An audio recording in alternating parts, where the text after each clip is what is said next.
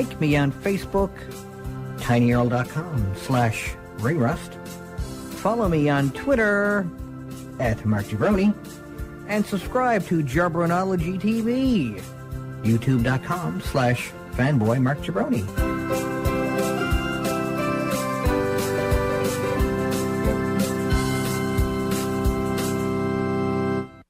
Funny the amount of talking we do when all the mics are off. Yeah, I mean, I guess that's just talk radio.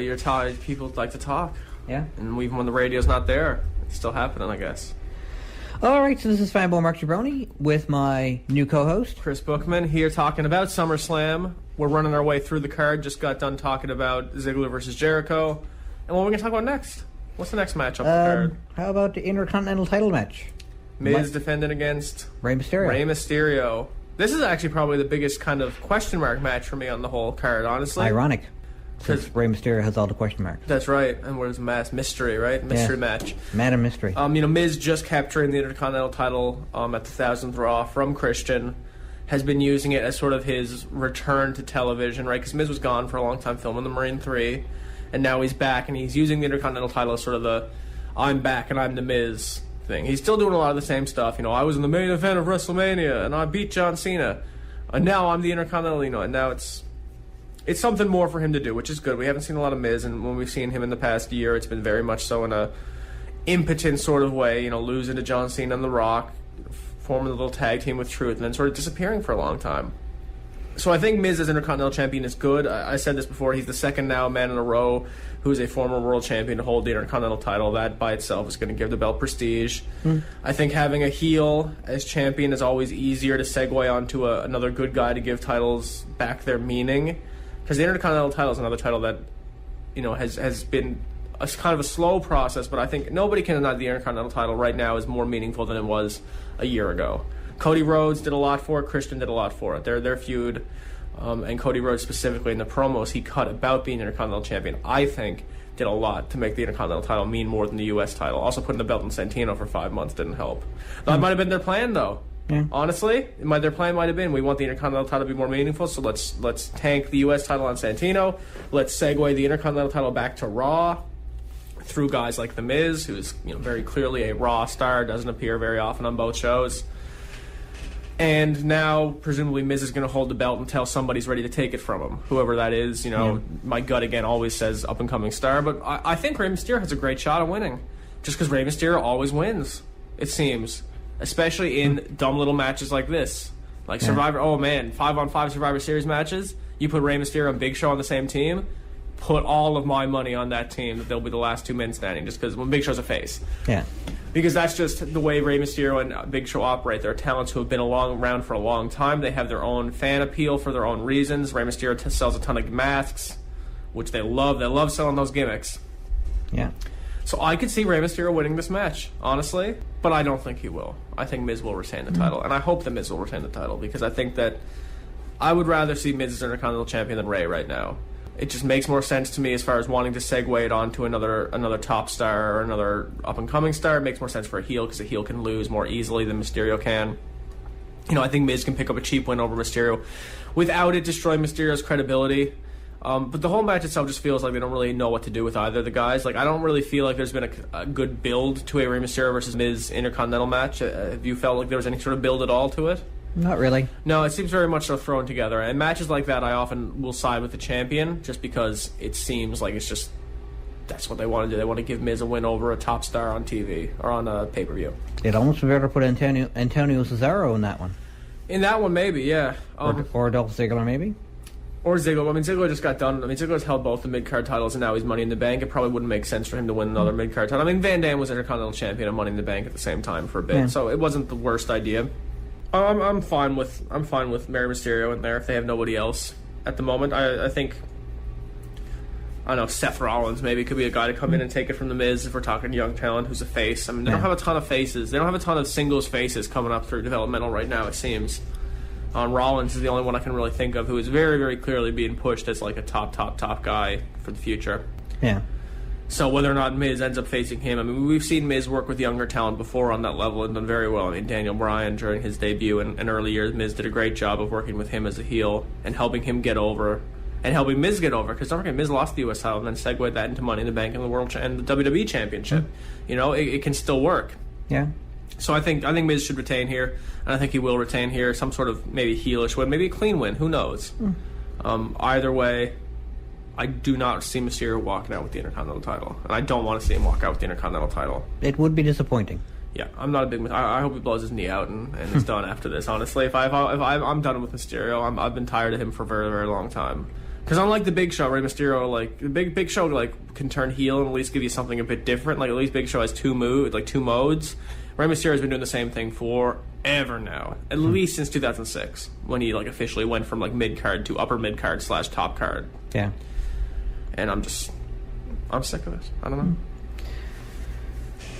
What do you think? They wouldn't really be able to turn him heel, would they? Mysterio probably not. Mysterio very much so represents the youth audience, same way that Cena does. So they wouldn't be able to give him a Hollywood Hogan revamp and actually refresh the character. To Mysterio, I don't think so. Not at this point in his career. Mysterio essentially has, I think, probably one run left in him with his knees where they're at. I mean, you never know. Like people always come back, as we say, but I get the feeling that Mysterio probably will last for as long as he does now, and whether, I mean, a run is very loosely defined. I mean, Kane came back with the mask for one more run, and he's been going since November, right? Yeah. So Mysterio could still be around until next year's WrestleMania. I wouldn't be surprised if he probably goes until next year's WrestleMania and then probably ends after that, maybe. It's hard to say. People wrestle for a long time. Mysterio's not that old. It depends on his health, you know? And anything can happen in the match. Early 40s, I think? I'm not sure the exact age. Early 40s sounds like it might be highballing a bit. I would guess late 30s, but you never know. Well, he's been wrestling since he was 14. Undertaker's only 47, so... Yeah. Kane versus Daniel Bryan. Another interesting match. Another tough match to call, I think, too, because I think, you know, whereas Daniel Bryan is clearly the top star in the match, Daniel Bryan's the type of star who can lose, and it almost makes more sense for his character to lose. Because right now, Daniel Bryan... And let me just say, Daniel Bryan is probably, right now, the most consistently entertaining and well-written aspect of probably every wrestling show. It was brilliant, I thought, how they segued... Because when Daniel Bryan starts to get the fan support, starts to get the yes cheers, it must have been so tempting for them to turn him face. And it seemed like the obvious choice. But instead of turning him face, what they did instead was they used his gimmick to sort of help get AJ over a bit, and then they turned it against him. The fans want to chant yes. The fans don't want to necessarily chant yes because Daniel Bryan chants yes. The fans want to chant yes because I guess it's fun to chant yes. Yeah.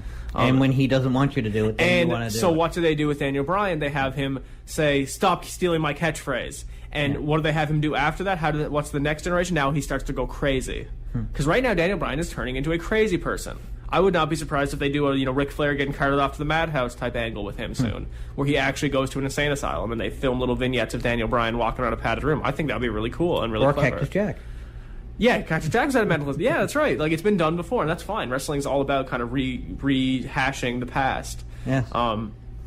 And I think it'd be really clever, and I think they're segueing it really well. He's now coming out doing the no thing instead. He's arguing with fans. The fans love to taunt him.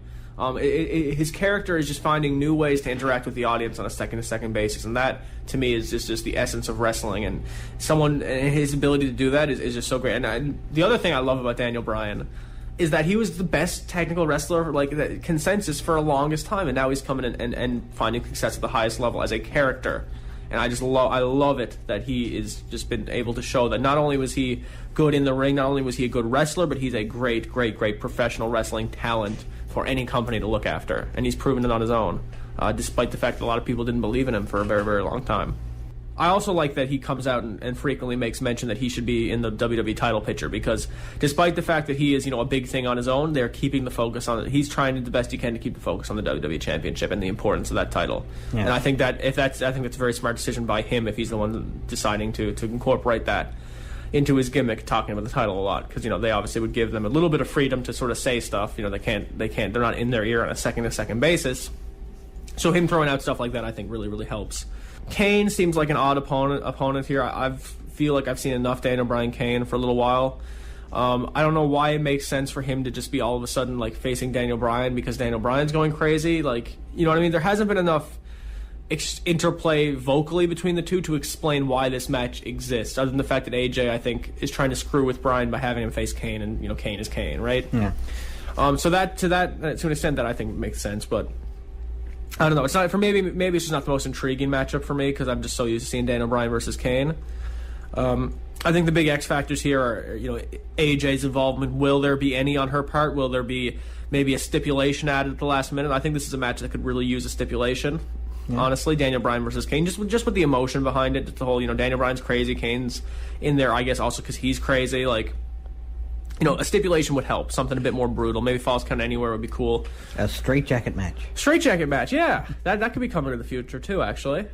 That seems like a very, very kind of solid end game for a Daniel Bryan feud with somebody in the near future. Yeah. Or a coal miner's glove match. It's the coal miner's glove. It's a glove with something taped to it. Championship on a pole match in the boxes, and then the referee picks up the belt and becomes champion, technically, according to the rules. First man to gain possession of the title. Judy Bagwell in a pole match. First man to control the contract. Remember that? Yeah. Alberto Del Rio versus Dolph Ziggler. Got to control the contract, and they're wrestling over a contract. That was silly. And Michael Cole the whole time says, they have to control it. Whatever that means. But, Well, at that point, it was just damage control. Yeah. We got to make something of this now. They knocked the title off. They knocked it off. They screwed up quick for her. Actually, if it was just like a mixed together finish because they screwed up, I thought they did a great job of improvising. Like that X Division match where the X fell down 3 times. Well, they had to hang it back up. And the referee had to actually get up on a ladder and hang it back up 3 separate times. And then at the end, didn't they just like? No, they kept the title up there. Yeah, they just kept doing it. There was a local show, actually, about a year or so ago, where there was a contract hung from the ceiling, and the contract fell off the clipboard, and like the referee or the ring announcer or somebody caught it, and they said, "Oh, I've got the contract." They rang the bell. He wins the match. The other way AJ can get involved is physically coming out and like pushing Daniel Bryan down. Yeah. Do you think that? And that's sort of, I guess, what I want to ask you. Like, what do you think?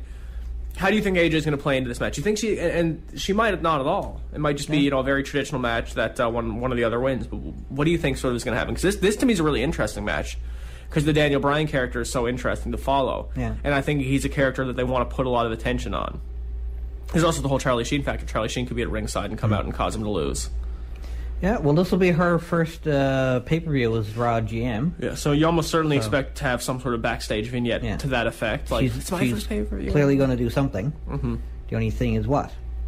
I can see her adding some kind of stipulation or like make it a bull rope match or a dog collar match or who knows? Something brutal. I could be interested in that. I think that'd be good.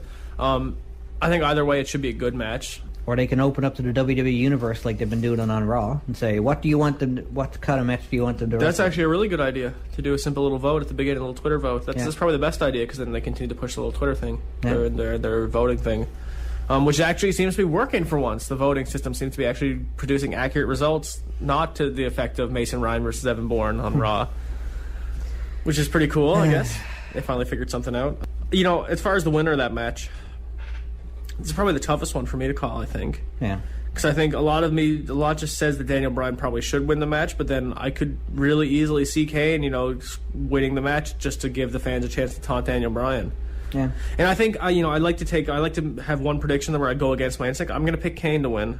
I'm going to pick Kane to pick up a win over Bryan just to make, and Bryan just gets really upset about it. To continue the downward spiral of Daniel Bryan, I think he needs to lose. Yeah. That's what I think. And I think it makes sense for him to lose. That sounds like an interesting and intelligent scenario, so I'm going to vote for Daniel Bryan because it's WWE. Sure. Because it's not, because they don't necessarily always do what makes sense. And the winner, a slice of pizza. What? Wasn't even in the match. Who's eating the pizza now? Ryback? Feed me more, right?